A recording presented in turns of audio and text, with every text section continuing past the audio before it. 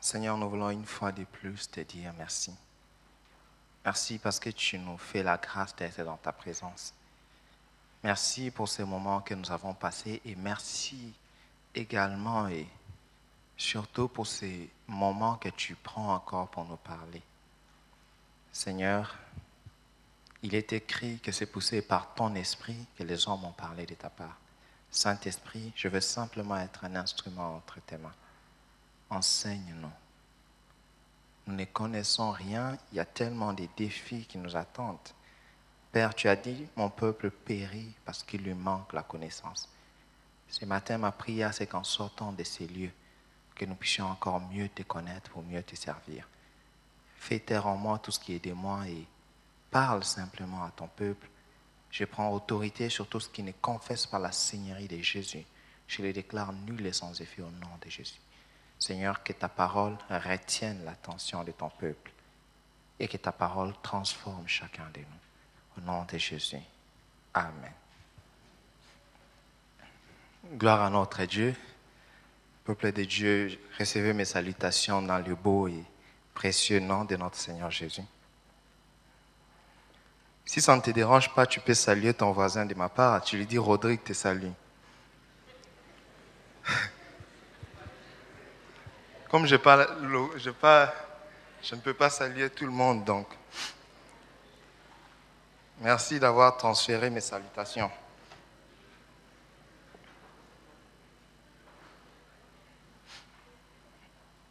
Alors, sans tarder, parce que je dois gérer mon temps, nous allons ouvrir nos Bibles pour lire 2 Samuel chapitre 1, le verset 19. Nous allons lire le verset 19 et le verset 20. Nous allons les lire dans la version Louis II 1910. Est-ce que ça vous dérangerait de vous tenir debout pour que nous puissions lire la parole de Dieu?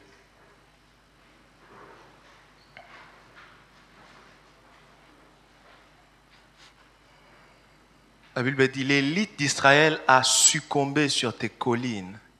Comment des héros sont-ils tombés?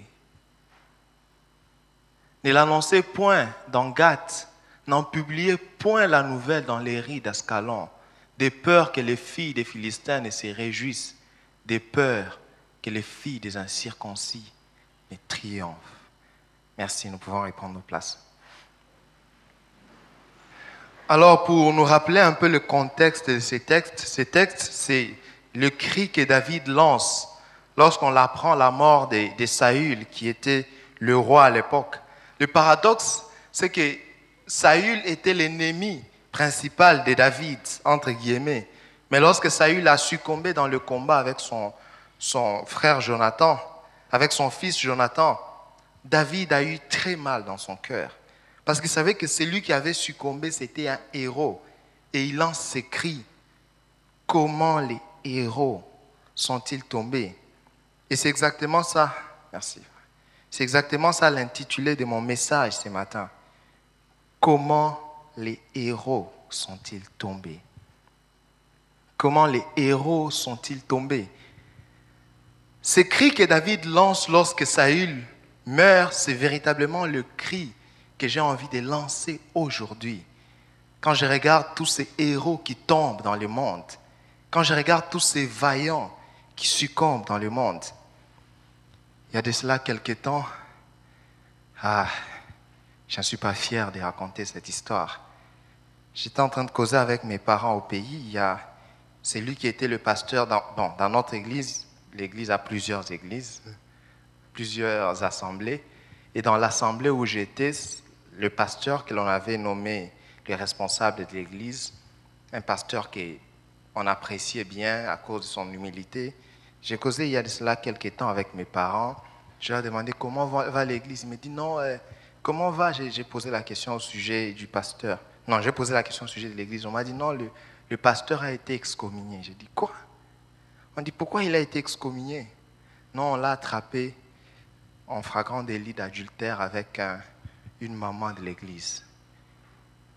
Quand on est face à des situations comme ça, la seule chose qu'on a envie de dire, c'est exactement ce que David dit. Comment les héros sont-ils tombés? Comment les héros sont-ils tombés? J'étais un jour à Tanger, je venais de finir une prédication. Je ne sais pas, c'était en 2015, je pense, un peu dans mes débuts, je pense. Et quand j'ai prêché, j'ai fini à prêcher, à la fin, il y a un grand frère, un aîné, quand vous l'écoutez, vous sentez qu'il a vraiment la parole de Dieu. Il m'a approché, il m'a dit certaines choses, je vous en épargne. Et par la suite, il m'a dit, mais sache que le diable te tient à l'œil. Le jour où tu vas te détourner un peu de la face de Dieu, il va te frapper très fort. Et puis moi, je lui ai dit, priez pour moi. C'est plutôt sa réaction qui m'a interpellé. Il m'a dit, non, moi, je ne peux pas prier pour toi. Je dis, non, priez pour moi pour que justement le diable ne puisse pas. Il m'a dit, je ne peux pas prier pour toi, demande au responsable de l'intercession de prier. J'ai dit, non, à la maison, priez pour moi. Il m'a dit, je ne peux pas prier pour toi. Et quand nous sommes sortis, il m'a dit c'est cette chose qui m'a fait mal. Il m'a dit, je ne peux pas prier pour toi parce que je suis divorcé. Quand on entend des choses comme ça, on a simplement envie de dire comme David, comment les héros sont-ils tombés? En me tenant devant vous ce matin, je suis conscient que je me tiens devant un auditoire très varié. Et ce message n'a pas le même objectif. Ce message a des objectifs différents selon les types d'auditoire, selon la position que vous occupez. Maintenant, j'ai réparti ces objectifs en trois, selon trois catégories de personnes que nous pouvons trouver ce matin. Les premières personnes à qui ces messages s'adressent, ce sont des personnes qui sont des hommes et des femmes qui sont des héros en devenir. Ils ne sont pas encore en train de vivre pleinement leur côté héroïque. Nous en parlerons tout à l'heure, ne vous en faites pas. Mais ils sont potentiellement des héros. Pour cela, le message de ce matin vous servira de vaccin. Ce message a pour objectif de vous prévenir sur des choses qui ont fait tomber et qui malheureusement continuent à faire tomber vos prédécesseurs, afin que lorsque vous deviendrez effectivement des héros, que vous puissiez les éviter. Selon qu'il est écrit dans 1 Corinthiens 10 au verset 11, « Tous ces faits leur sont arrivés pour vous servir de leçons, et ils ont été écrits pour notre édification. » La deuxième catégorie d'auditoire à qui s'adressent ces messages, ce sont des héros qui ne sont pas encore tombés. Des héros qui ne sont pas encore tombés. Pour vous, ces messages ont pour objectif de vous mettre en garde, car sachez que personne n'est totalement à l'abri de la chute. Un homme disait, ce qui a fait tomber un oint de Dieu, sache que si tu es oint, cela peut aussi te faire tomber. Je le dirais autrement, ce qui a fait tomber un héros, si tu es héros, sache que si tu ne tires pas attention, cela peut aussi te faire tomber. Du reste, la Bible nous dit dans 1 Corinthiens 10 au verset 12, « Ainsi donc, que celui qui croit être debout fasse attention à ne pas tomber. » La troisième catégorie, qui est la dernière à qui s'adressent ces messages, ce sont des héros qui sont tombés. Si vous êtes dans cette troisième catégorie, rassurez-vous. Ce message ne vient pas pour vous condamner, mais plutôt pour vous aider à vous relever. Et surtout, à identifier ce qui probablement vous a fait tomber, afin qu'après votre relèvement, que vous ne puissiez plus tomber encore. Jésus-Christ, on a évoqué ce texte tout à l'heure, parlant à cette femme attrapée en flagrant délit d'adultère. Vous pouvez lui dire dans Jean 8 au verset 11, « Je ne te condamne pas non plus. Va et ne pêche plus. » La vérité ne vient jamais pour condamner. Elle vient toujours pour affranchir. Jésus dit, vous connaîtrez la vérité et la vérité vous rendra libre. Donc si vous entendez quelque chose qui vient simplement pour vous condamner, ce n'est pas la vérité selon la pensée biblique. Alors je sais que quand je parle de cela, vous avez tout de suite envie de me poser la question, mais Rodrigue, qu'est-ce que tu entends par un héros? J'ai bien envie de me positionner, mais c'est quoi un héros pour toi? Ne vous en faites pas, nous en parlerons tout à l'heure. Voici le plan que je nous propose pour le message, pour ne pas dire l'enseignement de ce matin.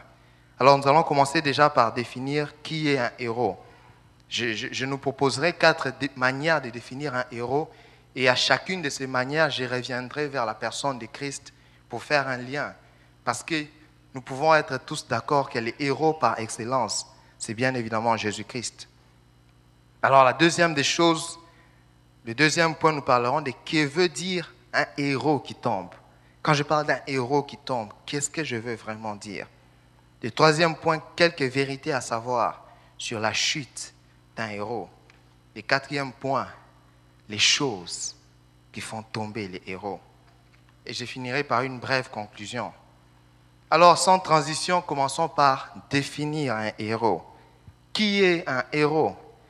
La première définition que je nous propose ce matin du terme héros, c'est qu'un héros, c'est une personne qui se distingue des autres par sa bravoure, ses mérites exceptionnels ou une qualité particulière. Un héros, c'est une personne qui sort du lot, qui se distingue des autres. Parlant de nos pays, on parle des héros de l'indépendance. C'est vrai, tout le monde a combattu pour l'indépendance, mais lui, dans ses combats, dans mon pays, par exemple, c'est Patrice Emery Lumumba, dans ses combats, lui est sorti du lot. Il a fait la différence. La Bible parlant de Goliath, dans 1 Samuel 17, au verset 51, parle de Goliath comme étant les héros des Philistins. Sûrement à cause de sa taille. Goliath avait environ 3 mètres. Donc vous ajoutez presque 1 mètre au-dessus de moi. Imaginez-vous la taille de quelqu'un. C'était les héros, il s'est distingué. Et Saül, parlant de lui à David, dans 1 Samuel 17 au verset 33, il dit qu'il est un homme de guerre depuis sa jeunesse. Héros, qui se distingue des autres. Parlant de Jésus-Christ, comme je dis, je ferai à chaque fois les liens avec lui. La Bible dit dans Matthieu 7 au verset 28, après que Jésus eut achevé ses discours, la foule fut frappée de sa doctrine, car il enseignait comme ayant autorité et non pas comme leurs scribes. Jésus s'est distingué dans le domaine de l'enseignement. Les scribes enseignaient, les pharisiens enseignaient, mais quand Jésus enseignait, ils disaient, oh, il est différent, c'est un héros. La deuxième, parlant de cela, il y a un homme qui faisait une blague là, il disait, non, vous savez, Dieu dit, la Bible dit, Dieu parle tantôt d'une manière, tantôt d'une autre. Vous tous, vous êtes dans d'une manière et moi, je suis dans d'une autre. Comme vous dites, moi, je suis différent, je suis mis de côté. Les héros sont des personnes qui se distinguent des autres. La deuxième définition d'un héros, un héros, c'est une personne qui suscite de l'admiration et de l'étonnement par ce qu'il fait ou par ce qu'il est. Les héros nous impressionnent toujours. La Bible parlant de Simon le magicien qui était un héros pour les gens de son époque, les gens de Samarie, la Bible dit dans Acte 8, à partir du verset 9, il y avait auparavant dans la ville un homme nommé Simon qui, se donnant pour un personnage important, exerçait la magie et provoquait l'étonnement de tous les peuples de la Samarie. Tous, depuis les plus petits jusqu'aux plus grands, l'écoutaient attentivement et disaient, celui-ci est la puissance de Dieu, celle qui s'appelle la grande.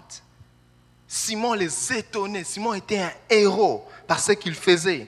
La Bible nous parle de Samson, qui était un héros, qui faisait des choses incroyables. La Bible parle de Samson qui était capable de déchirer le lion avec ses mains. Des choses qui impressionnent. Alors qu'il y en a qui ont peur même du chat. Oui, je ne vais pas vous citer. N'ayez pas peur, je ne vais pas citer vos noms. Soyez tranquilles, soyez détendus. Samson, un héros, il faisait des choses qui impressionnaient. La Bible parle de lui dans Juge 15, versets 9 à 16, que Samson tuait 1000 hommes avec la mâchoire d'âne. Et beaucoup d'autres choses qu'il faisait qui impressionnaient ses contemporains. Les héros nous impressionnent. Parlant de Jésus, la Bible dit dans Marc 4, verset 41, parlant de ce qui s'est passé avec Jésus dans la barque, quand il était dans la barque avec ses disciples. J'aime beaucoup ces textes. La Bible dit, les disciples, ils furent saisis d'une grande frayeur et ils se dirent les uns les autres, quel est celui-ci à qui obéissent même le vent et la tempête? Comme quoi nous avons vu les démons l'obéissent, mais on ne pouvait pas imaginer que même la nature lui est soumise. Les héros nous impressionnent. Les héros font des choses qui nous étonnent. La troisième définition d'un héros que je nous propose ce matin, un héros, c'est une personne qui a une valeur spéciale aux yeux des autres. Une personne qui a une valeur spéciale aux yeux des autres. Quand je parle d'avoir une valeur spéciale aux yeux des autres, je dis que c'est une personne qui est considérée de manière particulière à cause de sa position ou à cause de ce qu'il fait ou ce qu'il est. Une personne qui est respectée. J'aime ce texte. La Bible parlant de la valeur particulière qu'avait David, dit dans 2 Samuel 18 au verset 3. Mais les soldats s'écrièrent, parlant à David, non, tu ne dois pas venir avec nous, car si nous étions mis en fuite, on ne ferait pas attention à nous. Et si même la moitié d'entre nous succombait, on n'y attacherait pas d'importance. Mais toi, tu vaux 10 000 d'entre nous. Dit David, non, toi seul, tu vaux 10 000.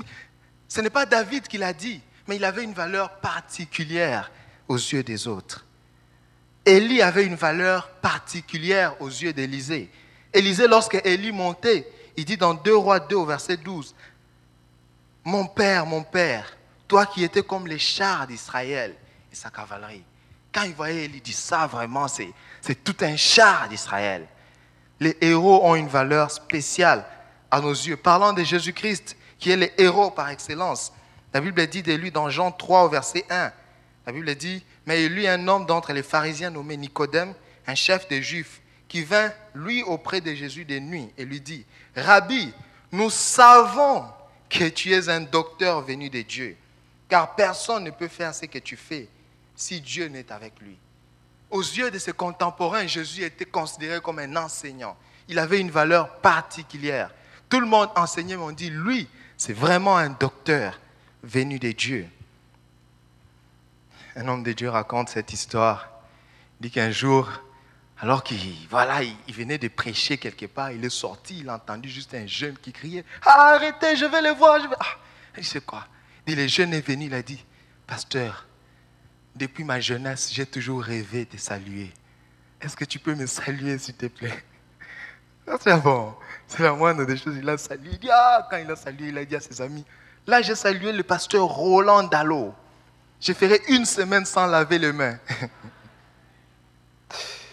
Les héros ont une valeur spéciale à nos yeux. La dernière définition que je nous propose d'un héros, ou le dernier concept, si vous voulez, c'est qu'un héros, c'est une personne qui inspire, un modèle pour les autres. Ou quand on les regarde, on dit, j'aimerais tellement être comme lui. Quand je parle des héros, par exemple, quand un héros, c'est un leader. Quand on est responsable d'une commission, responsable d'un mouvement, on est supposé, je dis bien supposé, être des héros. L'apôtre Paul, qui était un héros pour les églises qu'il avait établies, parlant de lui, dans 1 Thessaloniciens 1 au verset 6, « Et vous-même, vous avez été mes imitateurs et ceux du Seigneur, en recevant la parole au milieu de beaucoup de tribulations, avec la joie du Saint-Esprit. » Les églises que Paul avait établies, regardez comment Paul était capable d'écrire des épîtres de consolation, bien que lui-même était en prison. Comment Paul manifestait la joie dans la tribulation. Ils ont dit non, nous devons imiter cet homme. Ils se sont inspirés de lui. Les héros nous inspirent. Les héros sont des modèles pour nous. Parlant de Jésus-Christ, la Bible dit dans Luc 11, verset 1, Jésus priait à un certain lieu. Lorsqu'il eut achevé, un de ses disciples lui dit, « Seigneur, enseigne-nous à prier. » Les disciples s'inspirent. Quand ils voyaient Jésus, voyaient comment il priait. Quand il arrivait, il avait des résultats spectaculaires.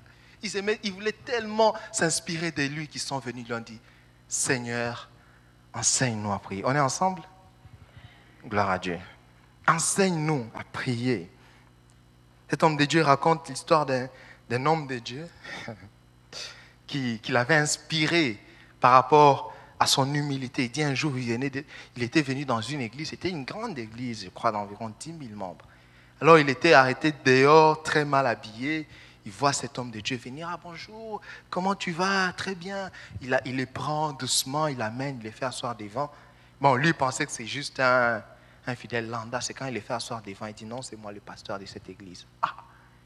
Il était tellement frappé de voir que le pasteur d'une aussi grande église peut s'intéresser à lui avec beaucoup d'humilité. Et il s'est agenouillé, il a dit à cet homme-là, « Je t'en supplie, prie pour moi, pour que Dieu me donne le cœur que tu as. » Les héros nous inspirent. Alors nous parlons des héros, mais nous parlons surtout des héros qui tombent. Alors quand je parle d'un héros qui tombe, je vais simplement parler d'un héros qui perd son éclat, d'un héros qui perd son côté héroïque, d'un héros qui perd, de cet homme qui nous impressionnait, de cet homme qu'on admirait, tout d'un coup perd ce côté de lui qui nous attirait. Un héros qui tombe, c'est comme un avion qui commet un crash. Tout le monde a envie de se demander, mais qu'est-ce qui s'est passé? Cet homme que nous admirions, cet homme qui nous a impressionnés, cet homme qui était un modèle pour nous, tout d'un coup, il chute comme une voiture qui a réussi le décollage, sinon le démarrage, mais qui connaît un accident et qui tout d'un coup est détruit. L'apôtre Paul parlant en Galates, leur dit dans Galates 5 au verset 7, « Vous couriez bien. Qui vous a arrêté ?» On a envie de dire, tu courais bien. Tout allait bien. Qui t'a arrêté? C'est triste de voir des héros qui sont arrêtés, qui n'arrivent plus à avancer. Alors, bien avant de parler des choses qui font tomber les héros, j'aimerais nous proposer quelques vérités à savoir sur la chute d'un héros. Alors, la première vérité à savoir sur la chute d'un héros, c'est que la chute d'un héros entraîne souvent la chute de ceux qui sont sous sa responsabilité. La chute d'un héros entraîne souvent la chute de ceux qui sont sous sa responsabilité. La Bible parlant dans 1 Samuel 17 au verset 51, parlant de la chute de Goliath, nous montre comment lorsque Goliath est tombé, 1 Samuel 17, 51, 52, même les Philistins ont couru. Alors que Goliath était encore debout, les Philistins étaient forts, parce que leur héros était fort. Mais lorsque David a réussi à écrouler Goliath, la Bible dit tous les Philistins s'enfuirent. Et pire encore, certains même sont morts. Quand un héros tombe, cela entraîne la chute de plusieurs. Jésus-Christ, parlant de ce qui allait arriver lorsqu'on allait l'arrêter, dit dans Marc 26 au verset 31, il dit à ses disciples, je serai ce soir une occasion de chute pour vous. Selon qu'il est écrit, je frapperai les bergers et les troupeaux seront dispersés. Lorsque le berger est frappé, lorsque le héros est touché, tous les restes ne sont pas épargnés. C'est pourquoi ce n'est pas étonnant de voir que durant le parcours de Jésus sur la terre, le diable s'acharnait sur lui. Le diable voulait à tout prix détruire Jésus. Parce qu'il savait que si j'ai réussi à détruire ces héros, tous ceux qui sont derrière lui seront écroulés. Alors, chers héros, je vous en supplie. Sachez que lorsque le diable vous vise, vous, en réalité, ce n'est pas vous qu'il vise. C'est tous ceux qui sont attachés à vous qu'il vise. Il sait que lorsque je frappe les héros, tous ceux qui sont connectés à lui seront dispersés. Ah, je ne suis pas fier de le raconter. C'est ce scandale qui a secoué l'Église au XXe siècle. Pour ceux qui connaissent ces grands hommes de Dieu, je ne sais pas si je dois citer son nom, Jimmy Swaggart, un homme de Dieu qui a bouleversé le monde. Je suivais il n'y a pas longtemps l'une de ses prédications, comment il prêchait. Je me suis amusé à regarder les commentaires que les gens faisaient sur sa personne. Quelqu'un d'autre disait c'est probablement le grand évangéliste que l'humanité ait connu. Quand il prêchait, il y avait à des fois 5000 personnes qui se convertissaient. Vous imaginez, nous sommes probablement une église de peut-être 400 personnes. Donc multipliez-nous comme ça par 12 et demi. Ne vous en faites pas, je fais les calculs à la maison. Ne vous laissez pas impressionner. Multipliez un peu par 12,5 ou 13 fois plus grand. Et ça, ce n'est pas les personnes qui assistent, mais ce sont des personnes qui se sont converties. C'est-à-dire que quand il lance un appel, les personnes couraient pour venir donner leur vie à Christ. Un véritable héros. Il était un modèle. Un homme de Dieu parlant de lui dit qu'il rêvait prêcher comme Jimmy Swaggart. Quand il l'écoutait, ses CD étaient vendus partout. Il faisait partie des assemblées de Dieu. Et il dit qu'un jour, je crois vers les années 1988, rassurez-vous, je n'existais pas encore, mais l'histoire nous rapporte que vers ces années-là, il a été attrapé en flagrant délit d'adultère avec une prostituée. Comment les héros sont-ils tombés? Comment les héros sont-ils tombés? Et cet homme de Dieu raconte que, parce qu'il faisait partie des assemblées de Dieu, et son pasteur était un ami proche à Jimmy Swaggart, il a été suspendu dans les assemblées de Dieu, on devait annoncer cela. Il dit, quand il est passé devant, il pleurait. Il leur dit, Jimmy Swaggart, désormais on ne va plus vendre ses CD parce qu'il a été suspendu par les assemblées de Dieu. Il est attrapé en flagrant délit. Lui était là, il a dit, quoi? Il a dit, mais si lui peut tomber, c'est que nous autres, là, vraiment, le diable va juste se faire ça pour nous balayer, quoi. Quand un héros tombe, ça cause la chute de plusieurs personnes. Il était choqué, il a dit, Jimmy qui? Jimmy Swaggart. Et les Américains ne vous ratent pas. Ils ont écrit un journal qu'ils ont intitulé « Le prêcheur n'était qu'un pêcheur ». The preacher was a sinner. Le prêcheur n'était qu'un pêcheur. Comment les héros sont-ils tombés? Quand les héros tombent, c'est l'Église qui perd, mais c'est le diable qui gagne. C'est pourquoi dans le texte que nous avons lu, David dit, n'allez pas les raconter aux filles des Gath, de peur qu'ils ne se réjouissent. Comment les héros sont-ils tombés? Ce texte de Romains 5 au verset 12, la Bible dit, par un seul homme, le péché est entré dans le monde, et par le péché, la mort, et qu'ainsi la mort s'est étendue sur tous les hommes. Je pense que quand j'ai discuté avec quelqu'un sur ces textes, il dit, mais Adam, là, vraiment, si je le vois au ciel, vraiment, je vais les frapper. Hein. C'est à cause de lui qu'on est en train de subir tout ça. Est-ce qu'on serait mieux à la place d'Adam? Je me demande si Adam était conscient qu'en posant cet acte-là, il allait causer du tort à l'humanité tout entière. Chers héros, est-ce que vous êtes conscients qu'en faisant cela, vous allez causer du tort à l'Église tout entière? Est-ce que vous êtes conscients qu'en faisant cela, tous ceux qui sont connectés à vous vont subir les châtiments? J'aime ce qu'on dit à David dans 2 Samuel 21 au verset 17. La Bible dit, et Abishai, fils de Terouia, vient secourir David parce qu'on voulait les tuer, et frappa les Philistins et les tua. Alors les hommes de David lui jurèrent, disant, tu ne sortiras plus avec nous pour la guerre, et tu n'éteindras pas la lampe d'Israël. Ils étaient conscients que si David mourait, la lampe d'Israël allait être éteinte. Chers héros, n'éteignez pas la lampe de la paroisse de Rabat. Cristiano n'éteint pas la lampe de la chorale Fraternité. J'ai beaucoup pensé à toi en préparant ces messages. Chers héros, n'éteignez pas la lampe de la paroisse de Rabat. N'éteignez pas la lampe de la paroisse de Rabat. Alors la deuxième vérité, ça va, on est ensemble? Oh, on n'est plus ensemble. Je suis encore dans mon temps, non? Alors la deuxième vérité à savoir sur la chute des héros, c'est qu'en tant qu'héros, la chute n'est pas une fatalité. Il est possible de bien commencer et de bien finir. La Bible ne nous rapporte pas toujours les histoires des personnes qui ont peut-être bien commencé mais mal fini, mais nous présente aussi des personnes qui ont bien commencé et qui ont bien fini. La Bible parlant de Samuel, dit dans 1 Samuel 3, verset 19, parlant du commencement de Samuel, dit Samuel grandissait, l'Éternel était avec lui et il ne laissa tomber à terre aucune de ses paroles. Samuel avait un merveilleux commencement. Il a bien commencé.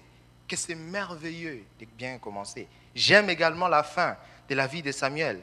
La Bible parlant de sa fin dans 1 Samuel 12, au verset 11, montre comment, 12, à partir du verset 1 jusqu'au verset 5, montre comment Samuel était capable de se tenir devant le peuple et leur dire, écoutez, maintenant que je suis vieux, est-ce qu'il y a-t-il quelqu'un d'entre vous qui a quelque chose à me reprocher? Et tous pouvaient dire à l'unanimité, nous n'avons rien à te reprocher. Il a non seulement bien commencé, mais également bien finir. J'aimerais nous apporter une bonne nouvelle. Il est possible de bien commencer et de bien finir. L'exemple parfait est celui de notre Seigneur Jésus. Sur la terre, la Bible nous présente Jésus qui commence bien. Dans Luc 2, au verset 52, la Bible dit « Et Jésus croissait en sagesse, en stature et en grâce devant Dieu et devant les hommes. » Il a bien commencé. Et j'aime aussi sa fin. La Bible nous le présente dans Matthieu 28, au verset 18. Jésus qui s'élève et dit « Tout pouvoir m'a été donné. » Il a bien commencé et il a bien fini. J'aimerais dire à quelqu'un, il est possible de bien commencer, mais également de bien finir. J'aime bien la vie de cet homme de Dieu que la plupart connaissent, Billy Graham. Quand Billy Graham est mort, personne n'avait quelque chose à les reprocher. Je suivais une émission d'ailleurs païenne, des païens qui parlaient bien de Billy Graham, qui présentaient comment il était un homme intègre, comment durant sa vie il a pu rencontrer plusieurs grands hommes, mais il ne s'est pas sali les mains. Cet homme disait, on lui a posé la question, tu veux être chrétien? Il dit non, je suis païen, mais cet homme, respect. Alors, la dernière vérité, à savoir sur la chute d'un héros, c'est qu'en tant qu'héros, il est possible de se relever après la chute pour finalement bien finir. Il y en a qui ont bien commencé, qui ont bien fini, mais il y en a qui ont commencé, à un moment donné, ils ont chuté. J'aimerais dire à quelqu'un, il est possible de se relever. Comme je l'ai dit à l'introduction de mon message, ce message ne vient pas pour condamner. Mais vous savez, j'aime bien le dire, quand Dieu envoie son message, il dégage aussi l'onction nécessaire pour nous amener à mettre en pratique ce message. Le message, la parole de Dieu est suffisante en elle-même. La Bible dit, en elle était la vie. C'est-à-dire que quand Dieu envoie sa parole, il envoie aussi la vie. Il est possible de se relever pour finalement bien finir. J'aime bien cet exemple de cet homme de Pierre. Pierre qui a bien commencé. Jésus rencontre Pierre. Pierre laisse sa barque. Il décide de suivre Jésus. Mais dans son parcours, Pierre connaît une chute. Il renie Jésus 3 fois. Renie Jésus 3 fois. C'était douloureux pour lui. Il a pleuré. Mais j'aime ce qui se passe le jour de la Pentecôte. Le même Pierre qui avait renié Jésus, c'est le même Pierre qui, le jour de la Pentecôte, a prêché parce qu'il a su saisir la grâce de Dieu. J'aime ce qu'un homme de Dieu disait. Il disait, si le diable, le pasteur Marcelo, si le diable t'amène à pécher, il t'a eu. Et si après avoir péché, il réussit à te faire croire que Dieu ne va plus jamais te pardonner, il t'a eu pour la deuxième fois. La malice du diable, c'est qu'après avoir péché, il te dit, tu crois vraiment que Dieu va te pardonner? J'aimerais dire à quelqu'un, la grâce est disponible. Tu peux te relever et tu peux bien finir ta course. Alors, parlons pendant quelques minutes J'ai 2 choses avec moi. Si le temps me le permet, j'en parlerai les 2, sinon je pourrais me limiter à un seul. Les choses qui font tomber les héros. Alors, qu'est-ce qui fait tomber les héros? La première des choses, c'est l'orgueil. Ah, l'orgueil. Encore l'orgueil. Un homme disait, s'il y a 10 héros qui tombent, au moins 4 sont tombés à cause de l'orgueil. La Bible est remplie d'exemples des héros qui sont tombés à cause de ces fléaux combien destructeurs. J'ai une question à nous poser, c'est lui qui répond à cette question. Je lui donne cette prédication à la fin. Je lui envoie le format PDF s'il veut. Je lui envoie même le PowerPoint. Promis. Mais la question est que vous deviniez ma question et que vous me donnez la réponse. On va faire comme Joseph. Le roi dit, tu devines mon songe et tu me donnes l'interprétation. Bon, nous parlons de l'orgueil. Devinez ma question et puis donnez-moi la réponse. qu'il y a? Michel dit qu'est-ce qui a fait tomber Saïl? Non, c'est pas ça. Qu'est-ce qui a fait tomber? Qu'est-ce qui a fait tomber Satan? Sarah dit qu'est-ce qui a fait tomber Satan? Tu n'es pas loin du royaume des cieux, comme disait Jésus. Mais ce n'est pas exactement ça. Quelqu'un peut deviner ma question et me donner la réponse. Je lui donne à la fin, pas maintenant. Si je donne maintenant, ça y est. Ah, il n'y a personne. Ok, je vais quand même. Oui. Quel est le plus grand péché du diable? Oui, je ne sais pas si je dois être un professeur rigoureux ou relax. Non, moi j'ai connu beaucoup de professeurs rigoureux, donc je suis mal formé pour être bon. Oui. Moi, je propose que la question est quel est le premier péché? Le premier péché.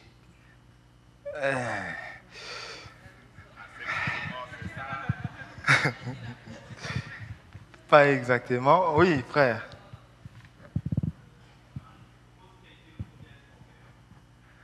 Qui a été le premier à être orgueilleux? C'est presque ça, c'est pratiquement ça. Mais vous voyez qu'il y a des nuances. En fait, ma question, je vais la reformuler. Vous-même, vous verrez qui a trouvé la bonne réponse. Frère, le prénom c'est? Ah, Oscar. Ma question c'est, quel est le premier héros qui est tombé à cause de l'orgueil? C'est pourquoi je disais, bon, Sarah a donné la réponse, Albert, le frère Lola aussi, mais c'est l'autre qui a donné c'est Oscar qui a frère. Je vais te donner ça. On peut acclamer le Seigneur pour lui. Donc la question n'a plus lieu d'être. Le premier héros qui est tombé à cause de l'orgueil, c'est bien évidemment Satan, qui est tombé à cause de l'orgueil. Je nous propose un texte, il y en a plusieurs qui parlent de lui, dans Ésaïe 14, versets 12 à 15. Vous allez les lire chez vous. Nous n'avons pas le temps de les lire. Donc, c'est le premier héros qui est tombé à cause de l'orgueil. Satan qui était Lucifer, qui occupait une position de choix dans le ciel. Mais lorsque l'orgueil est monté dans son cœur, Dieu l'a précipité. Combien de héros chutent à cause de l'orgueil? Alors ce matin, je veux, à part l'histoire de Satan, il y a plusieurs autres histoires, mais je ne parlerai pas de la chute de Satan, puisqu'on dira que c'est un ange. Nous n'avons pas forcément le même défi. Je vais nous présenter un homme de la même nature que nous, un héros qui est tombé à cause de l'orgueil. Et nous allons essayer ensemble d'analyser quels sont les symptômes qui ont réellement causé sa chute. En fait, comment son orgueil s'est manifesté. Il s'agit du roi Osias. Qui connaît le roi Osias? On va faire le vote. Qui connaît le roi Osias? Vous voyez, je viens du Congo, donc je maîtrise le vote. Je peux même prononcer les résultats avant les élections, quoi. Donc, qui connaît le roi Osias? Qui ne le connaissent pas? Qui s'abstiennent? Alors, nous allons parcourir un peu la vie du roi Osias. Alors, la première information que nous pouvons tirer de la vie du roi Osias, nous le trouvons dans 2 Chroniques 26 au verset 1 à 2. La Bible nous dit que Osias a accédé à la royauté à l'âge de 16 ans. Donc, si tu as déjà au-delà de 20 ans comme moi, tu n'es pas jeune. Osias est devenu roi à l'âge de 16 ans. Et la Bible nous présente le début, le commencement, le merveilleux commencement de la vie du roi Osias. Je le lis dans 2 Chroniques 26 à partir du verset 4. La Bible parlant de lui dit « Il fit ce qui est droit aux yeux de l'Éternel, entièrement comme avait fait Amtsa son père. Il s'appliqua à rechercher Dieu pendant la vie de Zacharie, qui avait de l'intelligence, des visions de Dieu. Et dans le temps où il rechercha l'Éternel, Dieu les fit prospérer. » Quel merveilleux commencement. Osias en tant que roi était un héros. La Bible nous présente comment Osias a merveilleusement commencé. C'est sûr qu'en ce moment-là, il était un modèle pour tous ceux qui l'entouraient. Tout le monde regardait. Tu vois Osias? Vous savez, ma maman avait un truc qu'elle nous faisait souvent. Je ne sais pas si c'est toutes les mamans de l'Afrique ou À chaque fois, elle te compare à l'autre. Tu vois, le voisin là, il a eu 80%. Toi, tu as eu 78%. Pourquoi, maman? J'imagine que Osias était devenu un modèle, surtout pour les jeunes de l'époque. Chaque maman disait à son enfant, tu dois être comme Osias. Merveilleux commencement. Mais paradoxalement, la fin de la vie d'Osias fut tragique. La Bible nous parle de sa fin. Dans 2 Chroniques 26 au verset 21, la Bible dit, le roi Osias fut lépreux jusqu'au jour de sa mort, et il demeura dans une maison, écarté comme lépreux, car il fut exclu de la maison de l'Éternel. Et Jonathan, son fils, était à la tête de la maison et jugeait tout le peuple. Comment les héros sont-ils tombés? Comment cet homme qui a bien commencé, on nous présente sa fin tragique? Mais Osias, qu'est-ce qui s'est passé dans ta vie? Essayons ensemble de voir qu'est-ce qui s'est vraiment passé, pour ne pas dire de faire l'autopsie de la vie d'Osias, qui pourtant a bien commencé, mais sa fin était tragique. Entre le commencement et la fin, qu'est-ce qui a causé la chute d'Osias? Revenons un peu au milieu pour voir qu'est-ce qui a causé la chute d'Osias. Alors, je nous propose de lire ensemble 2 Chroniques 26 du verset 16. Lisons ensemble le verset 16. La Bible dit au verset 16 et nous allons lire après d'autres. La Bible dit, mais lorsqu'il fut puissant, parlant d'Osias, son cœur s'éleva pour le perdre. Oh, combien la puissance, lorsqu'elle est mal gérée, amène à l'orgueil et l'orgueil à la chute. Osias, tu as bien commencé, mais lorsque la puissance est invitée, lorsque les gens ont commencé à l'admirer, à dire Osias, tu es roi, où mais là, à part toi, tu sais, moi, parmi tous les rois, toi, quand je te vois, je te respecte. Son cœur s'éleva pour les perdre. Chers héros, gardez vos cœurs plus que toute autre chose. Le problème n'est pas ce que les hommes nous disent, mais le problème, c'est comment nous percevons ce que les hommes nous disent. Son cœur s'éleva pour les perdre. Son cœur s'éleva pour les perdre. Un homme de Dieu disait, la bénédiction est un couteau à double tranchant. Autant elle peut vous faire du bien, autant elle peut vous détruire. La puissance est devenue un agent destructeur dans la vie d'Osias parce que l'orgueil s'est invité dans son cœur. L'orgueil s'est invité dans mon cœur. Alors j'aimerais nous proposer à relire les textes et nous allons très rapidement faire ressortir 2 symptômes de cette maladie appelée orgueil. Vous savez, quand quelqu'un est malade, les médecins, on peut détecter la maladie au travers des symptômes, n'est-ce pas? Quand on regarde, on dit, quand il a les yeux comme ça, c'est qu'il souffre de telle maladie. Surtout nos mamans au pays, tellement qu'ils sont habitués. Nous, quand on était enfants, on souffrait d'une seule maladie, c'était la malaria. Quand tu vas partout dans l'hôpital, au pays, tout le monde souffrait de la malaria. Et on peut détecter la maladie au travers des symptômes. Alors, j'aimerais nous proposer de relire un peu une brève partie de l'histoire d'Osias pour voir quels 2 symptômes qui s'est manifestés dans la vie d'Osias qui manifestaient de l'orgueil. 2 Chroniques 26, je lis à partir du verset 17, à partir du verset 16. La Bible dit, mais lorsqu'il fut puissant, son cœur s'éleva pour les perdre. Il pécha contre l'Éternel, son Dieu. Écoutez la suite. Il entra dans le temple de l'Éternel pour brûler des parfums sur l'autel des parfums. Le sacrificateur Azaria entrait après lui. Avec 80... Non. Lire, c'est pas facile. Avec 80 sacrificateurs de l'Éternel, hommes courageux, 80 sacrificateurs, qui s'opposèrent au roi Osias et lui dirent, tu n'as pas le droit, Osias, d'offrir des parfums à l'Éternel. Ce droit appartient aux sacrificateurs, fils d'Aaron, qui ont été consacrés pour les offrir. Osias, tu n'as pas le droit. Sors du sanctuaire, car tu commets un péché. Et cela ne tournera pas à ton honneur devant l'Éternel Dieu. La colère, une colère orgueilleuse, s'empara d'Osias, qui tenait un encensoir à la main. Et comme il s'irritait contre les sacrificateurs, la lèpre éclata sur son front, en présence des sacrificateurs, dans la maison de l'Éternel, près de l'autel des parfums. Quelle histoire triste. Alors, en analysant ces textes d'Osias, ces malades appelés Osias, j'ai pu, en tant que médecin, discerner 2 symptômes qui ont annoncé, l'orgueil s'est manifesté sous plusieurs formes, mais il y a 2 symptômes. Le premier symptôme, c'est que Osias a déplacé les bornes. Osias a déplacé les bornes de son appel, a déplacé les bornes.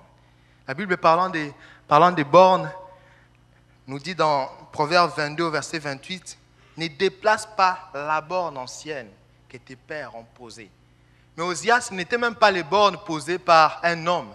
Dieu lui-même avait posé des bornes. Il avait dit, tu es roi, voilà ce que tu dois faire. Mais à un moment donné, Osias s'est cru tout permis, comme je l'ai mis entre parenthèses. Il s'est croyé tout permis.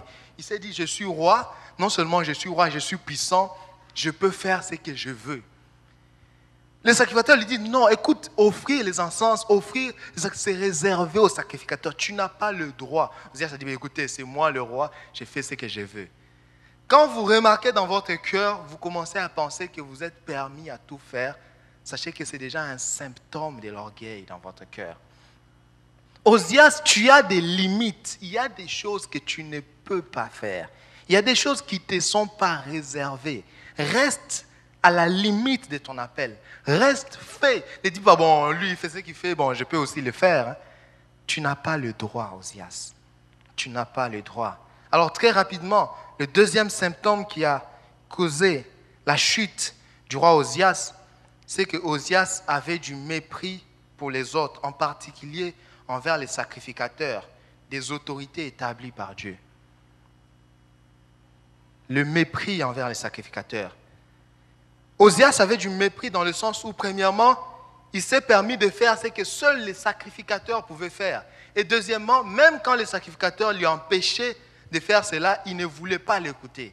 Quand vous remarquez que dans votre cœur, vous n'avez plus envie d'écouter personne, tous ceux qui vous parlent, vous les regardez avec mépris. Mais c'est là, il raconte quoi déjà? Sachez que l'orgueil vient de s'inviter dans votre cœur. Quand vous commencez à mépriser les autorités que Dieu a établies. La Bible parlant de Jésus dit que dans Luc 2, je pense au verset 52, dit que Jésus-Christ était soumis à ses parents parce qu'il était humble. Apprenez à écouter les autres. N'ayez du mépris pour personne. Ah, ces témoignages tristes. La Bible, on raconte l'histoire d'un homme de Dieu qui a connu la chute. Et un homme de Dieu venant d'un autre pays très lointain dit que quelques temps avant sa chute, Dieu l'avait montré la chute de cet homme-là. Dieu avait montré qu'il y avait un baobab qu'ils l'ont coupé. Et Dieu lui avait dit, tu vois, ce grand homme de Dieu, il a une faiblesse. Ce que je lui demande, c'est que je veux le restaurer, mais il doit se retirer pendant 2 ans, où il ne fait aucune activité ecclésiale. Il cherche ma face, et après ces 2 ans, je vais le restaurer, il ira très loin. Cet homme de Dieu l'a appelé, il lui a dit, écoute, voilà le songe que j'ai eu, et Dieu m'a demandé que tu puisses te retirer pendant 2 ans. Il a dit, il a méprisé l'autre, il a dit, qu'est-ce que tu peux me dire, toi? Quelque temps après, l'homme de Dieu a fait exactement le même songe. Il a appelé son épouse, il a dit, écoute, j'ai fait exactement le même songe. Dieu me dit qu'il se retire pendant 2 ans, qu'il ne fasse rien. Je veux les restaurer. Lui, il a dit, mon église dépend tellement de moi. Si je me retire, les choses ne vont pas aller de l'avant. Il a méprisé le conseil. Quelque temps après, il a été attrapé en flagrant délit d'adultère parce qu'il a méprisé les autres. Quand vous avez du mépris pour les autres, sachez que l'orgueil s'invite. Et Dieu résiste aux orgueilleux. J'aime bien le dire, le premier ennemi de l'orgueilleux, c'est Dieu lui-même. Et si Dieu est contre nous, qui sera pour nous? Alors rapidement, si vous me le permettez, je vais nous partager le deuxième et la dernière des choses pour aujourd'hui qui ont fait tomber les héros. C'est le manque de discipline. Le manque de discipline. Alors la discipline peut se définir comme étant une règle de conduite que l'on s'impose pour atteindre un objectif. La discipline, c'est faire ce que l'on doit et non ce que l'on veut.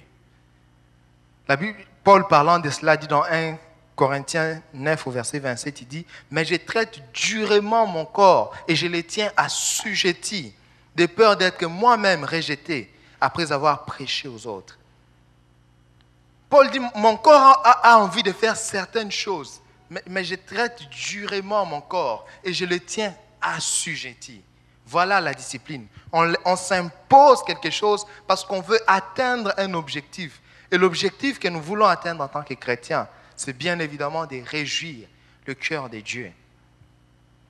Alors, comme je l'ai fait pour l'orgueil, je vais parcourir avec nous la vie du roi Osias pour nous montrer comment l'orgueil l'a écroulé. Permettez-moi de parcourir avec nous très rapidement la vie d'un autre héros qui est tombé par manque de discipline. Il s'agit bien évidemment de Samson.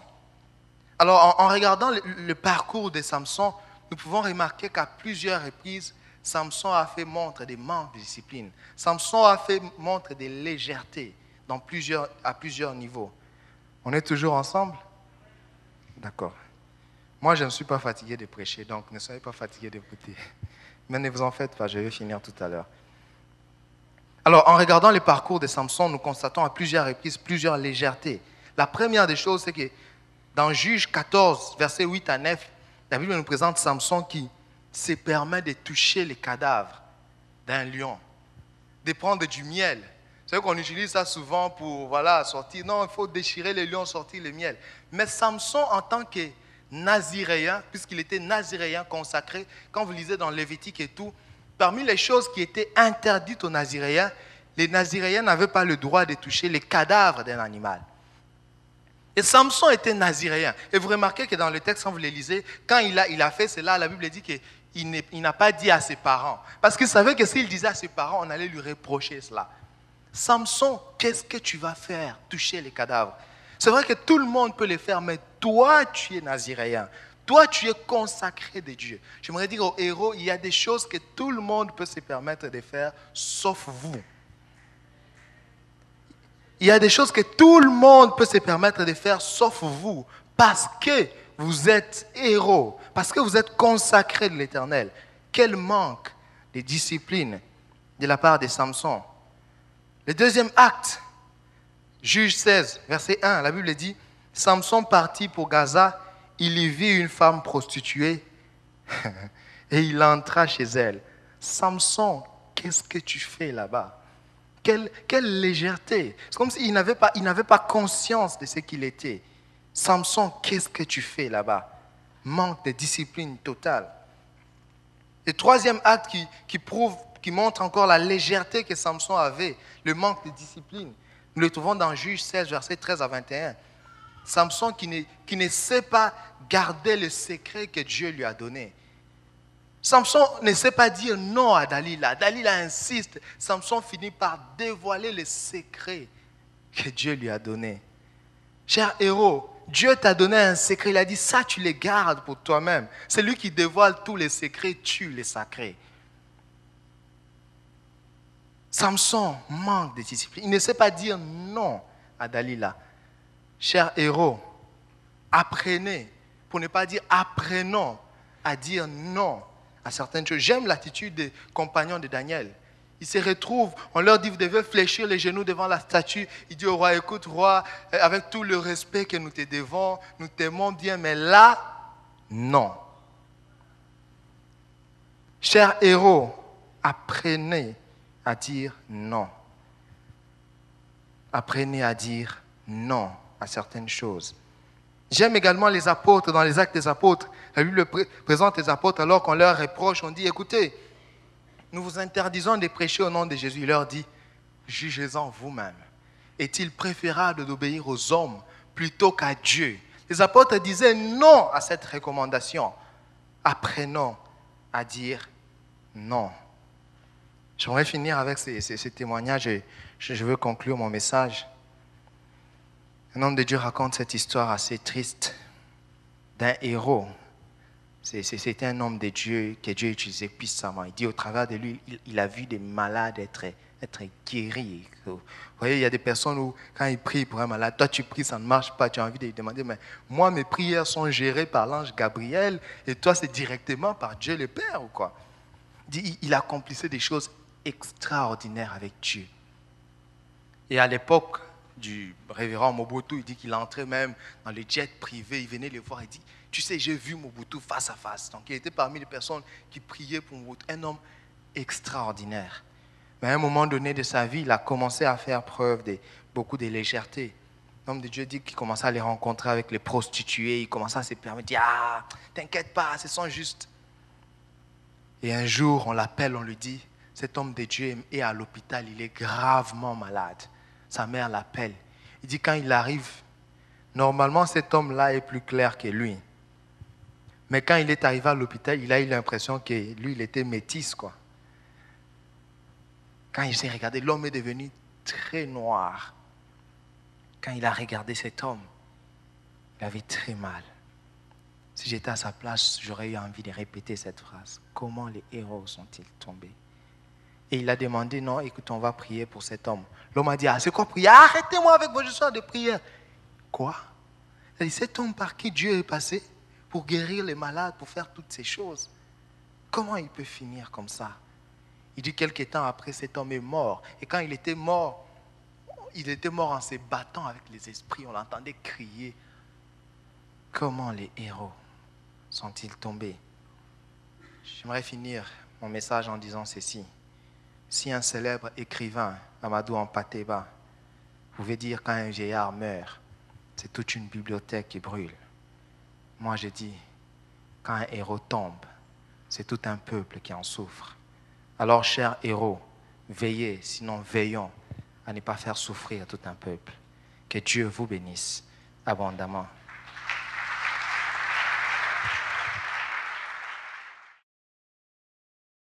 Calvin, let's go!